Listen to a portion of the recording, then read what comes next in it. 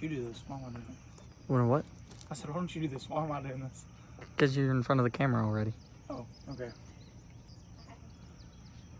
What are we starting with? I don't know. We're starting already. Oh, okay. All right. I gotta get them views, homie. They're not views, but I gotta get that watch time up. That watch time. All right. I guess we're starting off with how we got the car. Is that good? Is that okay? As Beth said, yeah, we'll start off with that because it's a good baseline for how we came into possession of Benjamin, gentle Benjamin, the Mr. Norm 426 wedge coronet that should not exist in any way, shape, or form. Oh, that's something I want to address real quick. So, we had a lot of guys. You know, Uncle Tony made a video. Super appreciative of that. Shout out to Junior and Uncle Tony for doing a video on it. Uncle Tony, awesome guy. Super great. And a lot of guys were on there and they were like, it's got no comparison to the 4-door Hemi Coronet. Which, I understand what you're saying. There's only 2 of those made. The reason this one is such a rare, unique car is because those cars rolling down the line, you know, there's 4-door cars here, hit 426 Hemis over here. You check the right boxes, pull the right strings, you could get 426 Hemi in a 4-door Coronet. They did it in a station wagon. They did it in the pickup truck. Right, did it in the pickup truck and everything. So they were in there at the same time. The reason this one is so unique is because in 65, they were not putting them in B bodies. Like 426 wedges. Sorry, I didn't say 65? that. In 65, that's when they stopped putting them in. There you go. Yeah.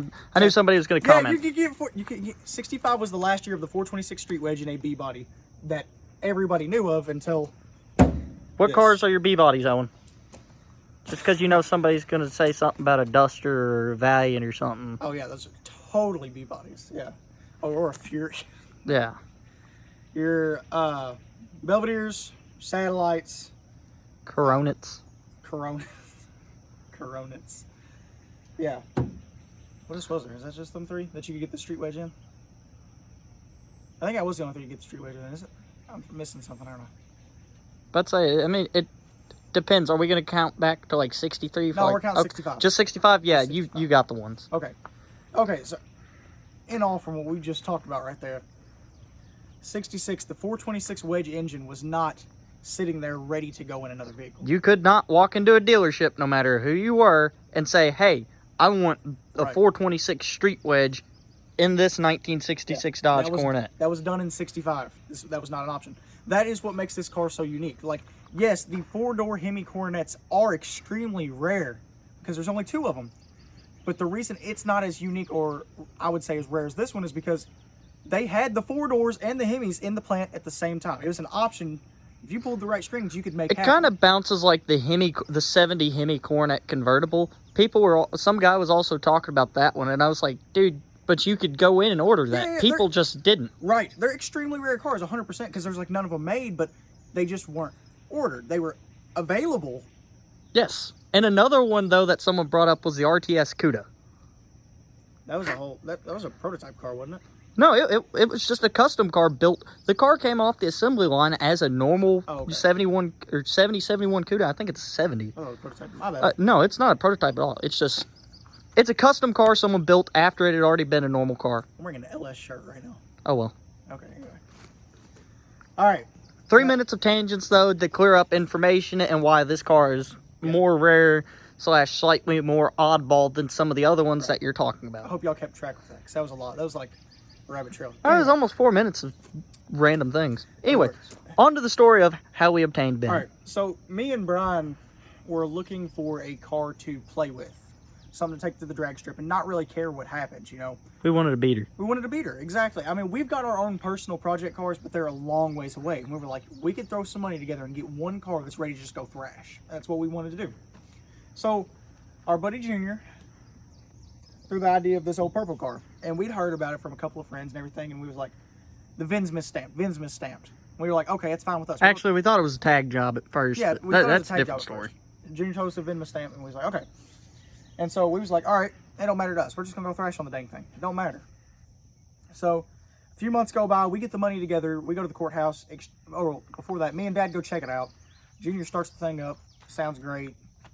And our dad tells us originally, he's like, it's a 383 4-wheel car. He's like, it ain't worth it. And, of course, we wanted it. We wanted something Let's hold up here. Do you mind popping the hood so we can show off the fender tag here? Yeah. Because you know where I'm going with this. We're all going to get in to this discussion on why everybody thought it was a 383 car. We'll get into the badges and stuff later.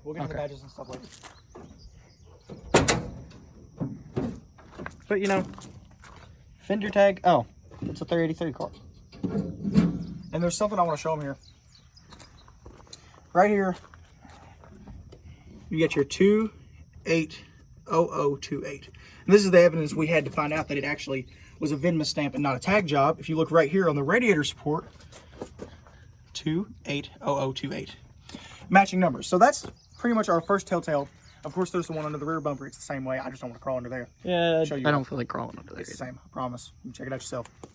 And that was the giveaway that this was not a tag swap. This was VIN misstamp. So we're buying it with the understanding this was misstamped VIN. I'll show them the VIN real quick. Show them that the numbers all line up. All right. So we finally got the money together, went to the courthouse, exchanged the title, and Junior's loading the car up in the deal. He was going to bring it home for us. And so we're loading, me and his son are loading the car up on the trailer, and I look over and see him in his truck, standing there just like, so, you know, I walk over like, I'm curious what's going on. And the dude's got the build sheet in his hands, and he had unfolded it right on the very bottom where it had been folded. Why it was never unfolded, I don't know, but it wasn't. We didn't touch it because it was brittle, you know, sitting in a car for 50 years. We all thought it was going to fall apart. Yeah, sitting in a car for 50 years, you don't want to manhandle it much. And he folded it back and said, special remark 426 wedge. And we were like, hold on now. We just discovered an extra rabbit trail. So that is what began our search and where we are now, between talking to Galen over Facebook, hopefully getting some paperwork from him in the future, to contacting Stellantis, who is currently Chrysler Historical. Yeah, I just call it Chrysler Historical. I think that's still what it shows up as on the email. Yeah, it does. I mean, I've got the emails and everything. You know, after he figures that out, you know, we're sitting there. I think he texted me while I was at work and was like, oh, hey, we might have just got a one-of-one car. Yeah. We were unloading the car at our uncle's because we didn't have a place to store the car to work on it for a little bit. I wanted to get the car in a little bit better shape. And it was at our uncle's. That's a copy there. Copy of the build sheet. The way people can see. But I texted Brian and I was like, dude, we just lucked out. We just got a Mr. Norm Cornet. Hey, you didn't say Mr. Norm. We said a one-of-one car. I was like, we just got something extremely. I'm looking to see if we have the CarCraft magazine in here. I do not, but I've got the advertisement saved as a picture on my phone already. Okay, we'll upload that. Yeah, I'll just insert it once you get to that point. Yeah. So right off the bat, as soon as we unfolded the bill sheet, we knew something was going on once we saw special remark 426 wedge. And what other engine had 426 cubic inches in 1966, though? That would be our 426 Hemi. And well, it just so happened some stuff started adding up between the two of them. I believe Uncle Tony really made a lot of sense when he was saying, you know, the 66 Street Hemi was not ready. Oh, I absolutely agree. If it was ready, why wouldn't they have released it at the start of the model year? These cars were like a secret fallback plan. Because this one, I mean, it literally shipped out like 1 week before the first Hemi did. The car was shipped out December 3rd of 1965. That's when it was shipped to Mr. Norm's dealership. Anyways, but yeah, so we found all this out. We start chasing leads. A buddy on the day 2 page tells us, hey, that car's from Cicero, Illinois. And I'm like, we didn't tell anybody that. I asked Owen, did you tell somebody that? No. He tells me no.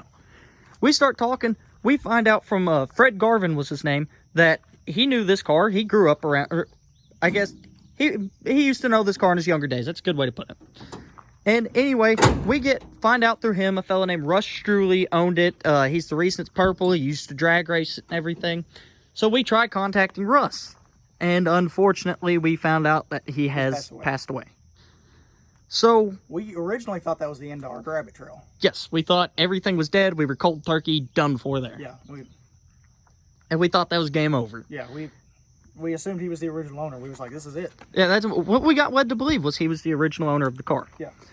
But flash forward, 2 months to the Indy swap meet. Yeah. We buy the Keystones and we get the scoop for this thing, and we're finally like, hey, you know, we're ready to show the world this car.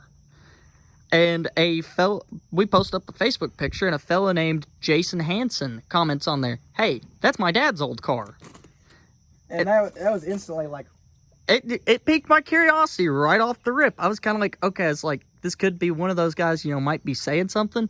Well, I go to check the messages between me and him. First thing I see, the photo I'm going to put up here of Ben in Cicero, Illinois in May of 74, I think the photo was. 74. And in that photo, you can, I guess the car had just gotten painted purple or something, because, I mean, it had road wheels on it, and it had black steels on it. Yep. And anyway, so me and Jason start talking about the car, and I, through him, I luckily am able to ask his dad a few questions, Yes. His father was the original owner. Yes, Bernie He's Hansen. Still around. Bernie Hansen. Yeah. He got in from Vietnam, and he wanted a 426 4-speed car. Uh-oh. I don't know how that's going to go with the footage. But anyway, so Bernie wanted a 426 4-speed car. The dealership only had a 426 Hemi automatic one. Keyword, why I said 426 4-speed.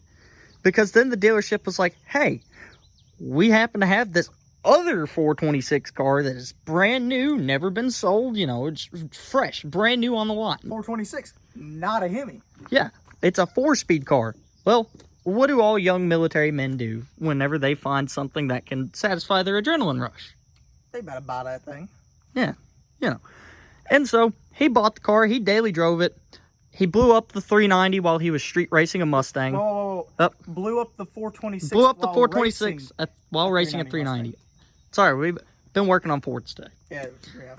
Anyway, so I'm still unsure whether Russ put the 383 in it or whether Bernie put the 383 in it. But either way, it ended up with the 383. It got a hole cut in the hood. It got the tunnel ram, got the tack and all this.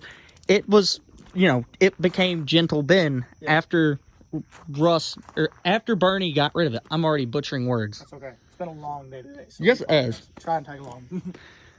But anyways, to answer, I got to backtrack here, because why these badges ended up on here, Bernie was driving it home from work, and he hit a patch of ice, and as you all know, if you hit a patch of ice in a car, You no longer control the car. the car controls you.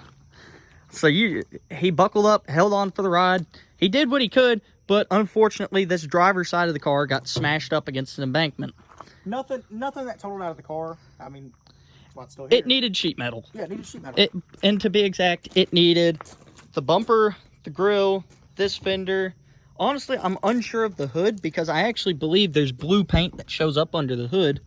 But basically, anything from this gap here over, it was crunched.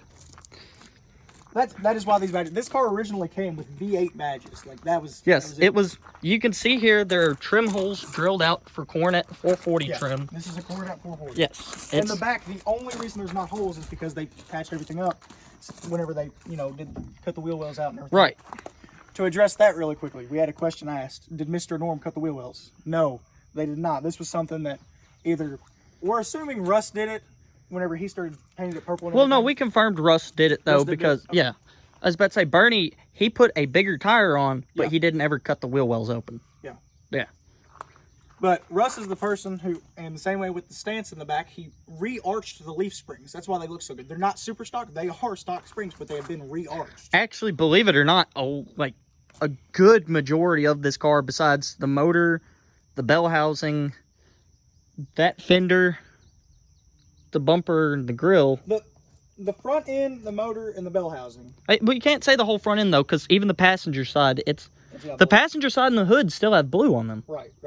Like I said, it's just this driver's side of the front of the car. Yeah.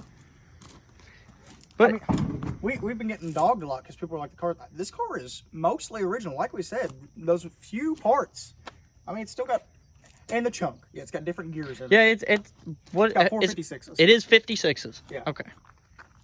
But I mean, honestly, that's just kind of I guess that's a good way to put it. A rough recap. That way, you don't have to go fishing through a bunch of videos to find out. The car runs. It drives. This is the car in its day 2 state. I mean, all we really did Slightly tweaked. Yeah, slightly tweaked. All we really did is put the keystones and the scoop on it. That was seriously. That is all we did. And we put the Mr. Norm stickers back on the car. Yeah. Which, as you can see, we've only put one on one side there. We but don't. We're scared to take this off, or not scared. I don't want to. I don't want to either. Since the 70s. Yeah. And it does have a Lakewood bell housing. That's, like I said, that's another piece that's not original. But, you know, if the car was being raced. Right. And we've had a lot of guys tell us that this is not the day 2. It quite literally is. I mean, when Bernie had it, he bought it. Everybody was telling us Mr. Norm's was day 2. But that was how the car was made and shipped. I mean, that's day 1. This is the day Mr. Norm stuff.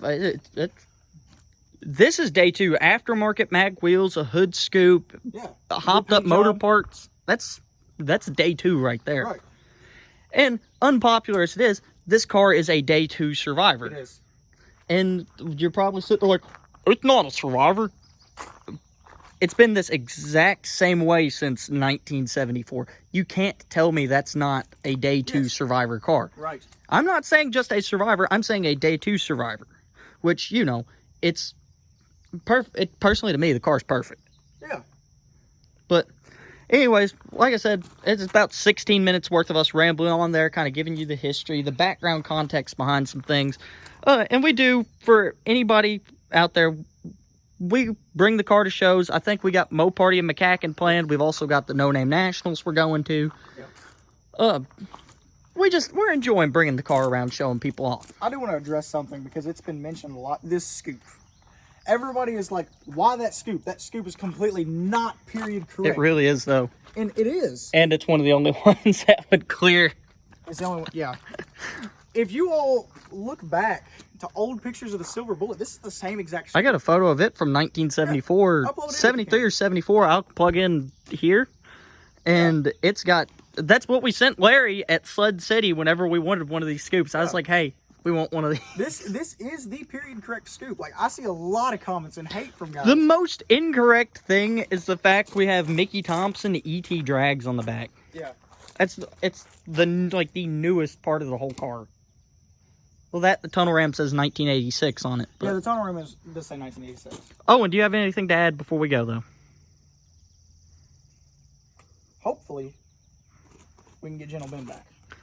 Now, here's an interesting one we are going to discuss. What are the possibilities of selling the car? We've been asked this a few times.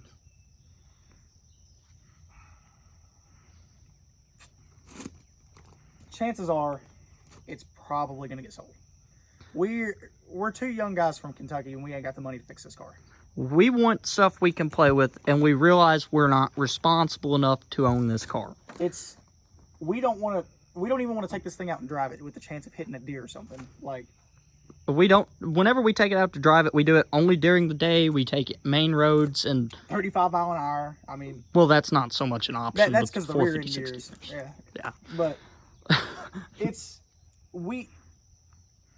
I don't care to say it, we're not really deserving of this car.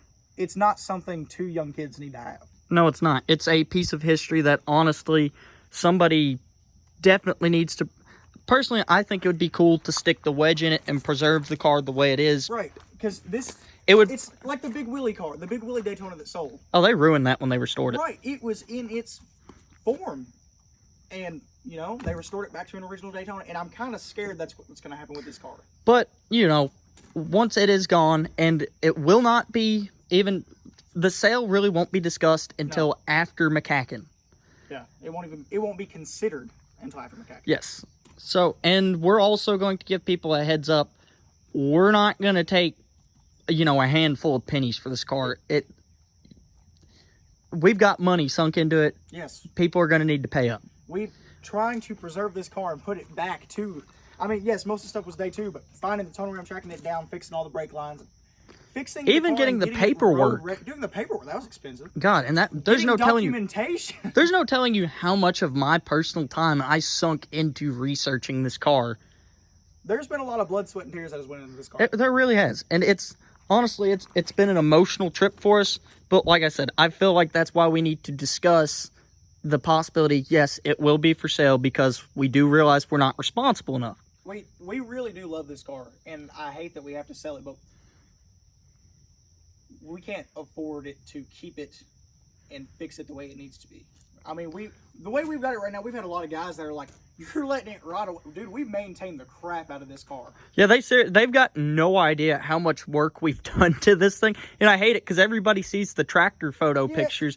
And they don't realize the car runs and friggin' drives. We wash and wax this thing. And I want to discuss that.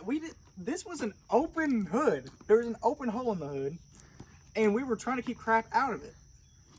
So, literally, we had a tractor tire sitting right there. That was on me. I'm the one who threw it on. There's a crappy air cleaner, a piece of cardboard, a boogie board, a tire. The top of a crappy air cleaner, a large piece of cardboard underneath the hood, then close the hood, and a boogie board and the tractor tire on top to make sure it's sealed. And it kept everything dry. It did. I mean, yes, it looked janky. Should we have done it? Honestly, I'll say yes. We didn't have the money for the hood. I mean, and it kept everything preserved. I mean, it kept it clean. Yeah, it's like people think we're the ones that cut the hole in the hood. But anyway, that's a topic. We're already at 20 minutes. Owen, do you have anything else to say before we go this time? Unicorn.